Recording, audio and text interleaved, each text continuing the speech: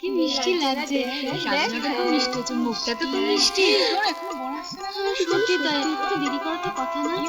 শোনো, তোমরা ঠিকঠাক মতো খেয়েছো তো? হ্যাঁ হ্যাঁ, ঠিক আছে তো? হ্যাঁ, একটু শুনুন। আপনি কোনো চিন্তা করবেন না, আমার ছেলে রওনা হয়ে গিয়েছে। না না, সেই চিন্তা আমি করছি না। ঘটক মশাইকে কিছু কথা আপনাকে জানাতে বলেছিলাম, সে কি আপনাকে বলেছে? কি কথা বলুন তো? আমার বোন শিখার ব্যাপারে। না, সেরকম তো কিছু বলেনি। বলেইনি? কিন্তু আমি যে বারবার করে সংবাদটা আপনাকে দিতে বলেছিলাম। গুরুতর কিছু ঘটেছে? আগে হ্যাঁ, কদিন আগে আমার বোন একটা দুর্ঘটনায় পড়ে অন্ধ হয়ে গেছে। কি বলেন? অন্ধ হয়ে গেছে? আবার একমাত্র ছেলের গলায় একটা অন্ধ মেয়েকে ঝুলিয়ে দিতে চাইছিলেন? কার্তিক, এই কার্তিক, বলুন। তাড়াতাড়ি যা, আমার ছেলেকে মাঝপথে আটকে দিবি আর বাড়িতে ফেরত নিয়ে যাবে। কি বলছেন কাকা, বিয়ে হবে না? না, বলবি যে পাত্রী হঠাৎ অসুস্থ হয়ে মারা গেছে। তুই যা। আপনার কাছে আমি দয়া ভিক্ষে চাইছি প্রিয়ব্রত বাবু, দয়া করুন। আমার যদি কোনো অসৎ উদ্দেশ্য থাকতো তাহলে তো আমি বিয়ের পরে জানাতে পারতাম। আপনি বুদ্ধিমান, প্রিয়ব্রত বোসকে ভালো করেই চেনেন, যে আগে থেকে সবকিছু বলে দিয়েছেন। তোর ওঠ। দেখুন, আমার যথাসর্বস্ব দিয়ে আমি আমার বোনের বিয়ের ব্যবস্থা করেছিলাম। তার জন্য আমি দায়ী নই। একটা ঠক জোচ্চুরের বাড়িতে যে আমার ছেলের বিয়ে হয়নি, সেটা আমার ভাগ্য। তখন আমি ঘটকটাকে পই পই করে বলেছিলাম, নৌকো চড়ায় মাঝির জাত, ভালো বংশ হবে তো। না না প্রিয়ব্রত বাবু, না। যা, তোরা সব গাড়িতে ওঠ। আপনার আপনার দুটো পায়ে পড়ছি প্রিয়ব্রত বাবু, দয়া করুন, আমাকে দয়া করুন। আমার বোনটাকে লগ্ন ভ্রষ্ট করবেন না, দয়া করুন প্রিয়ব্রত বাবু, দয়া করুন। খবরদার, আমার পা ছাড়ুন। একটা চামারের ছোঁয়া লাগে আমার দেহ অপবিত্র হয়ে যাচ্ছে। বলছি আমার পা ছাড়ুন। প্রিয়ব্রত বাবু, আমাকে দয়া করুন, ছাড়ুন। আমাকে দয়া করুন। আমার পা ছাড়ুন বলছি। দয়া করুন। ছাড়ুন। না, আগে আপনি আমাকে কথা দিন, এই বিয়ে হবে, সবাইকে ফিরিয়ে নিয়ে আসুন, সবাইকে ফিরিয়ে নিয়ে আসুন, তারপর আপনার পা ছাড়বো। আমাকে দয়া করুন প্রিয়ব্রত বাবু, আমাকে দয়া করুন প্রিয়ব্রত বাবু, দয়া করুন, আমাকে দয়া করুন। তবে ছাড়বি না আমার পা? ছাড় আমার পা। দয়া করুন প্রিয়ব্রত বাবু, এই, দয়া পা করুন, ছাড়। বলছি আমার পা ছাড়। দয়া করুন, দয়া করুন। এই শয়তান, কাকে তুই লাথি মারলি? কাকে লাথি মারলি? অসিত, অসিত, ছেড়ে দাও বৌদি, ছেড়ে দাও। আমার দেবতার মতো দাদাকে লাথি মেরেছে, ওর পা দুটো কেটে আমি টুকরো করে দেবো, কুত্তা দিয়ে খাবো। ছেড়ে দাও বৌদি, না, ছেড়ে দাও আমাকে, ছেড়ে দাও। কাকে কি বলছিস অসিত? কন্যা দায় বড় দায়, দাঁড়া দে বলছি। না দাদা, তুমি না, অসিত, তোমাকে লাথি মেরেছে। না অসিত, দাঁড়া দে বলছি। আমি আমি আমার ভাইয়ের হয়ে ক্ষমা চাইছি প্রিয়ব্রত বাবু। কোনো দরকার নেই। তোমাদের বাড়ির যা চেহারা দেখলাম, তাতে তোমাদের মেয়ে অন্ধ না হলেও আমার ছেলের সঙ্গে বিয়ে দিতাম না। হতভাগা, ওই ঘটকটাকে একা পেয়ে নি, তারপর মজা দেখা। না প্রিয়ব্রত বাবু, শুনুন আমার কথা। প্রিয়ব্রত বাবু, কে বলেছিল, কে বলেছিল আমাদের কথার মধ্যে তোকে কথা বলতে? তোর বড্ড মান অপমান বোধ হয়েছে তাই না? দাদা যার পা ধরে ভিক্ষে চাইছিল, তুই তাকে দা দিয়ে মারতে গেলি। যে করে হোক আমি ওকে রাজি করাতাম। হ্যাঁ, যা বেরিয়ে যা, বেরিয়ে যা বলছি, বেরিয়ে যা, বেরিয়ে যা বলছি, বেরিয়ে যা বাড়ি থেকে। ঠিক আছে বলছি, যে ভাইয়ের আত্মসম্মান বোধ এত বেশি, যে ছোট বোনের জন্য একটু মাথা হেট করতে পারে না, এই বাড়িতে তার কোনো জায়গা হবে না। তোর মুখদর্শন যেন আমাকে করতে না হয়। একটু চুপ করো। ওর কি দোষ এতে? ওর জন্য তো রাগ করে চলে গেল। কি দাঁড়িয়ে রইলি কেন? বেরিয়ে যা, বেরিয়ে যা বাড়ি থেকে, বেরিয়ে যা, বেরিয়ে যা। যদি তুই কোনোদিন আমার সামনে আসিস, তাহলে আমার মরা মুখ দেখবি।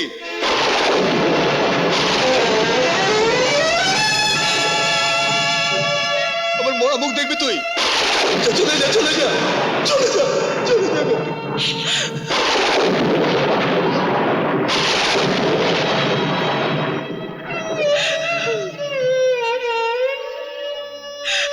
অসিত, অসিত যেও না ভাই। দেখো, দাদার আগের মতো যা খুশি বলেছে, তুমি যেও না ভাই। তা হয় না বৌদি, সত্যি তো আমি কেন মাথা গরম করতে যাব? আমার চোখের সামনে আমার দাদাকে লাথি মারলো, সে লাথি তো দাদার গায়ে নয়, আমার মুখে লেগেছে, আর আমি সহ্য করতে না পেরে তাই। ঠিক আছে, ঠিক আছে, আমি চলেই যাচ্ছি, আর কোনোদিন তোমার সামনে মুখ আমি দেখাতে আসবো না, আমি চলে যাচ্ছি। অসিত, ওগো, ওগো, ওকে ফেরাও, ওকে।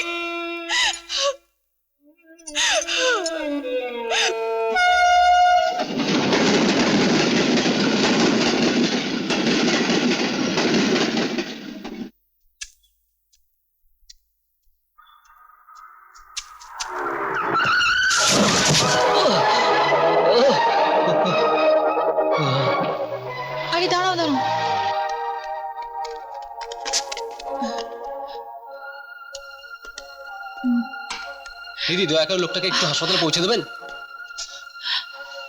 আরে এ তো অসিত। দিদি আ- আ- আপনি ওকে চেনেন? হ্যাঁ আমি চিনি। আপনারা দয়া করে একটু গাড়িতে উঠিয়ে দিন না প্লিজ, ওকে একটু উঠিয়ে দিন। আস্তে আস্তে, হ্যাঁ চল চল চল চল, সাবধান সাবধান থেকে পড়ে না। এত চিন্তা করছো কেন সোমা? ও তো ছেলে মানুষ নয়, ঠিক চলে আসবে। কি বলছো তুমি? এত রাত তো ও কোনোদিন করে না, আর করলেও টেলিফোন করে জানিয়ে দেয়। কিরে কোথায় ছিলি? দেশ সেবা করে এলাম। দেশ সেবা মানে? জানো জামু, একটা গাড়ি অ্যাক্সিডেন্ট করে চলে গেল, আর যাকে ধাক্কা মারলো তার কথা কেউ ভাবলো না। তার কথা ভাবলে পাবলিক কি তাকে ছেড়ে দিত? সেই জন্যই মহৎ কাজটা স্বয়ং আমিই করলাম। কোথায় লেগেছে লোকটার? মাথায় লেগেছে দিদি, তবে ভাগ্য ভালো স্কালে কিছু হয়নি। আমি ভদ্রলোকে নার্সিংহোমে ভর্তি করে এক্সট্রা রিপোর্ট দেখে তবে এলাম। এভাবে গালে হাত দিয়ে বসে থাকলে কি মৃত্যুর দিনার শোধ হবে? আর কটা দিনই বা বাকি। সবাই বিশ্বাসঘাতক বুঝেছো, এর মধ্যে ভটভটিটাও খারাপ হয়ে গেল। বিগড়ে গেলে মেরামত করতে হবে। এমনি এমনি কেউ কি সারিয়ে দেয় সত্যি? তা কেন, টাকা দিয়ে সারাবে। এটা বিক্রি করে তোমার ভটভটি সারিয়ে নাও। একটা একটা করে সব শুনে তো বার করে দিলে, তারপর? পরের কথা পরে ভাবা যাবে, এখন তো নৌকোটাকে সারাও। আর একটা কথা, বিয়েটা যখন ভেঙেই গেছে তখন আবার গোপালপুর যাও, ওদের থেকে টাকাটা ফেরত নিয়ে এসো। ওই টাকা দিয়ে আর কিছু না হোক মৃত্যুমশার দেনাটা শোধ করা যাবে। যাও, দেরি করো না, 2-1 দিনের মধ্যে দেখা করে এসো। যাও।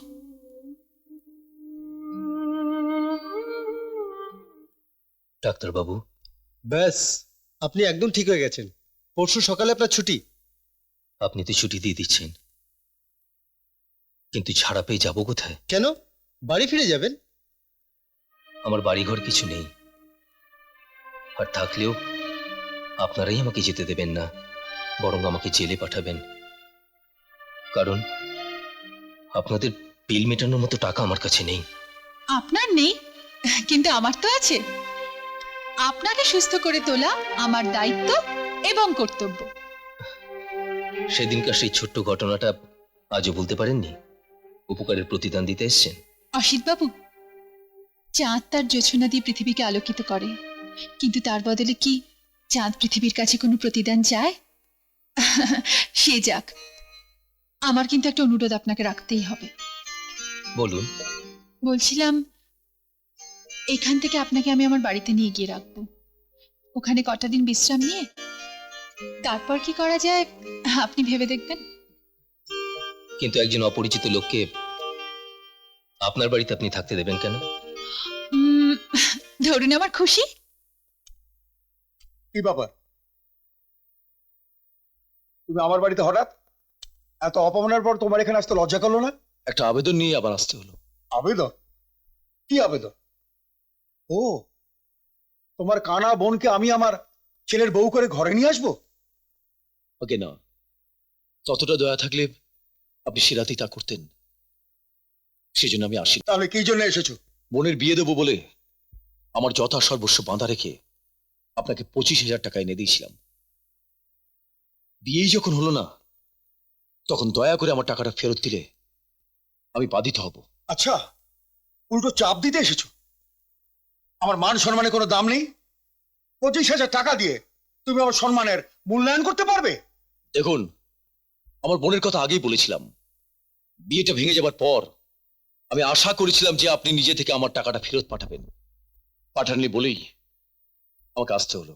তুমি যে আমাকে টাকা দিয়েছো তার কি কোনো প্রমাণ আছে? কি বলছেন প্রিয়ব্রত বাবু?